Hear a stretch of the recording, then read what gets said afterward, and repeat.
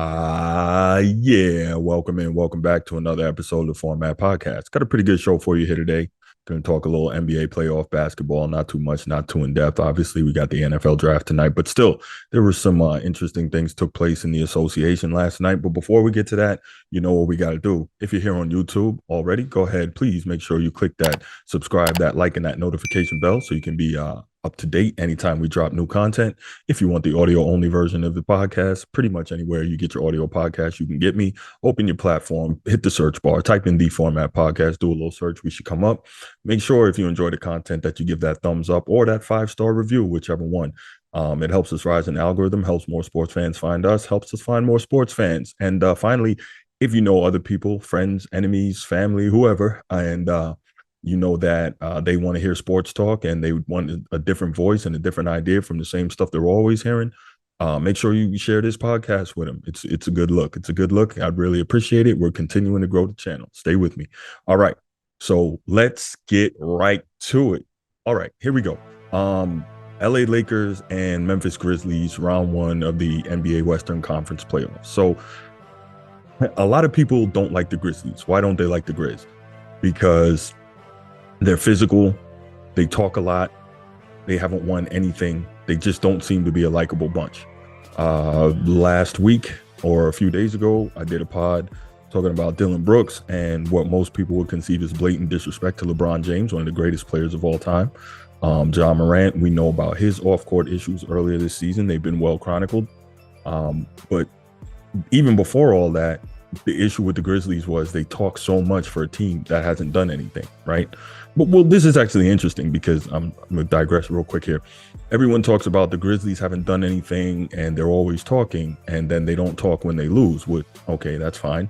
But on the flip side, how are they supposed to? What are they supposed to do? Because when they're talking, when they're winning, everyone calls them front runners. So they just get quiet, and then it's still a problem. So, you know, it's darn if you do, darn if you don't. You really can't win if you're the Grizz. But the fact is, go ahead, prove something on the floor, and then you could talk all you want, right?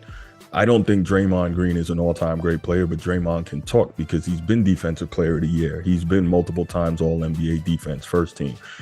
He is a 4-time champion and one of the key components and cogs to that Warriors machine that's been to the finals 6 times in the last, 8 years, right? They could be headed there another time this year, right?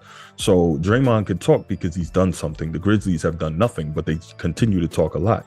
And the fact is this, right? You're dealing, well, first, the Grizzlies could have gone home last night, so credit where credit is due. They came out with energy, they came out with urgency. They won 116-99 against the Lakers, right? And I think a big part of that is LeBron James. 2 games ago, I want to say game four, LeBron James had the big 2020 game, right? And incredible, especially for a guy his age, and all that is great. But last night, you could see that, you know, no matter how great he has been, time catches up with everyone. And there were instances where, you know, the Lakers were out on the break and he just couldn't keep up with them. You just saw the fatigue in terms of, you know, one game to the next. When you're at that age and you have that type of mileage on your body, it's hard to bring it up to perform at that elite level every single night. Now, you can get it during certain times, you know, again, when the lights are the brightest and it's the most important, the truly great players can summon up that will. But to be able to do it game in and game out like he once could, you can see it's just not there. And following up that 20-point, 20-rebound game that he had the other night, last night, LeBron is 5 for 17, only 1 for 9 from 3 for 15 points. 10 rebounds and 5 assists, you know, solid numbers for a role player, but not for a guy of his stature. Now, let me say this, and I'm gonna make it clear. Obviously, the Grizzlies are at a point now they've got to win the next 2 games if they want to advance. I'm sure they believe they can do it. Gotta be careful, though. LeBron James is, without a doubt, one of the greatest players in history when it comes to closeout games. When he's got a chance to put you away, more often than not, he does that. And then even if you're the Grizzlies and you get past game 6 in LA, okay, cool.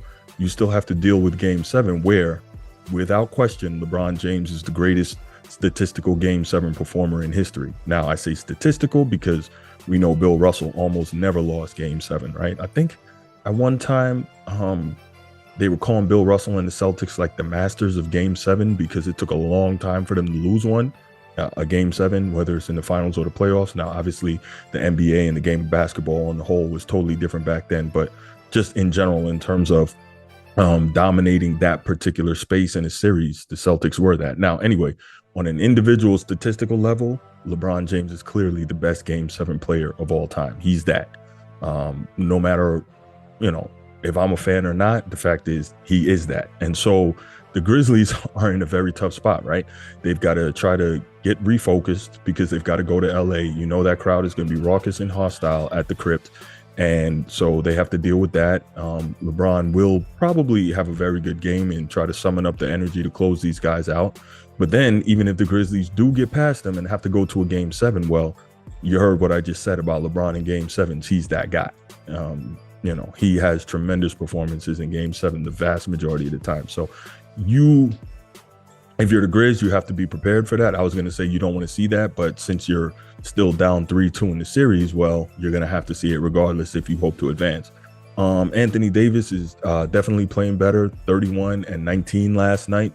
So the last few games, he's really been attacking the glass. And that's something that's been like a real pet peeve of mine, just watching modern NBA basketball so much, is that one of the core tenets of basketball, you got to control the boards, right? The great Pat Riley once said, no rebounds, no rings. But it's amazing to me how few offensive rebounds there seem to be in the modern game. You see so many teams, they come down, they shoot a wild 3 in transition, or they shoot a 3.5 court, but there's no effort whatsoever to crash the glass and try to dominate the boards. More often than not, you dominate the boards, you get extra possessions, you win basketball games. But that seems to have changed. Obviously, I'm not a coach, right? So I can't speak to that. And it's just amazing to see how much that's changed. But when you control the glass and you rebound, you have a really good chance, especially if you're even, a team with less star power and less talent. But regardless of that, Anthony Davis is doing what he's been brought to LA to do. And I respect it. And we saw, a couple of years ago after the bubble, the prevailing thought was supposed to be that Anthony Davis would take over from LeBron and LeBron would kind of pass the mantle to him. Now, I never believed that was what LeBron was going to do. He has too much of an ego for that. But at the end of the day, Anthony Davis should have done that. But if he can do his thing and continue to dominate, the Lakers have a very good chance of winning this series. Quick note, Dylan Brooks, Mr. I Poke Bears. Well, you got 2 more games of dealing with this bear that you poked. Now, we'll see what you can do. Again, the problem with you is, Dylan Brooks, that is, you're not a player that is elite enough to talk to a guy like LeBron like that, a guy with LeBron's bona fides.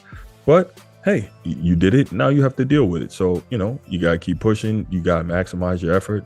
That's all you can do. This kind of reminds me of like Matthew Dellavedova versus Steph Curry in the series against Cleveland. I mean, he gave it everything he had, but Steph is going to be Steph. So anyway, what I want to know from you is, were you surprised that LeBron played relatively poorly by his standards last night, or by superstar standards in general? Were you surprised that the Grizzlies were able to come out, win this game convincingly? And do you think they have a shot at winning the whole series, especially if they got to see a LeBron in a Game 7? Leave your comments in the comment section. Look forward to hearing you. Look forward to reading them and responding to them. And I'll be back next episode. And I'm out. Peace.